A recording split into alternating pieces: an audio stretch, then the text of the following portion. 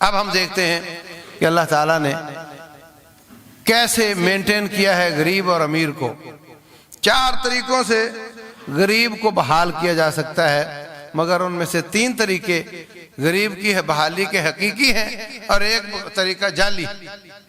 پہلا طریقہ صدقہ دے دو، اصل مال بھی غریب کا اور سب کچھ ہی غریب کا۔ آپ نے دے دیا 10 لاکھ غریب کو، وہ چاہے کاروبار کر کے کمائے وہ بھی اس کا، نقصان اٹھائے وہ بھی اس کا، یہ ہو گیا صدقہ۔ نمبر 2 قرضہ حسنہ، 10 لاکھ دے دو، 10 ہی واپس لو، وہ سال بھر استعمال کر کے اپنے آپ کو بحال کر لے۔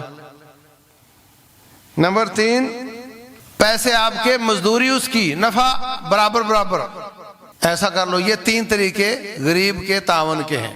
چوتھا طریقہ تعاون کا سمجھا جاتا ہے مگر وہ تعاون کا نہیں ہے، وہ ہے سود پر پیسے دینا۔ اس میں کیا ہوگا؟ 10 لاکھ دیا سود پر، 10 کا 12 دینا ہوگا، اصل در بھی میرا، نفع بھی میرا، اور اگر نقصان ہوا تو سارا مزدور کا۔ اس سے کیا ہوگا؟ میرے تو 10 کے 12 ہونے ہی ہونے، وہ ہو سکتا ہے قرضے کے نیچے آ جائے، ہو سکتا ہے 4 ٹکے کما لے۔ تو اس سے کیا ہوتا ہے؟ وہ غریب تر ہوتا ہے اور امیر امیر تر ہوتا ہے۔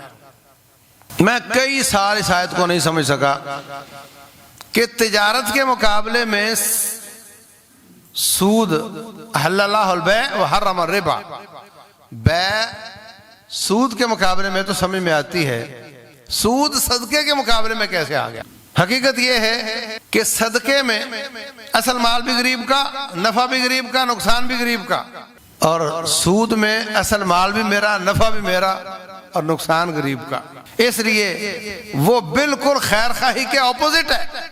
اس لیے اللہ تعالیٰ نے صدقے کے مقابلے میں سود کو بیان کیا اور فرمایا سود کو ہم مٹاتے ہیں، صدقے کو ہم بڑھاتے ہیں۔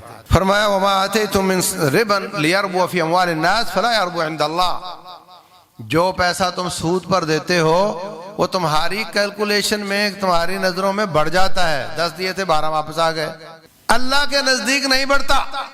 اور وما آتیتم من زکاۃ تریدون وجہ اللہ، جو تم صدقہ دیتے ہو تمہاری نظروں میں 10,000 سے 1000 نکلا تو 9 رہ گیا، کم ہو گیا، فاولئک ھم المضعفون، اللہ کی نظروں میں وہ زیادہ ہو جاتا ہے۔ تمہاری نظروں میں کم ہو جاتا ہے، اللہ کی نظروں میں زیادہ ہو جاتا ہے۔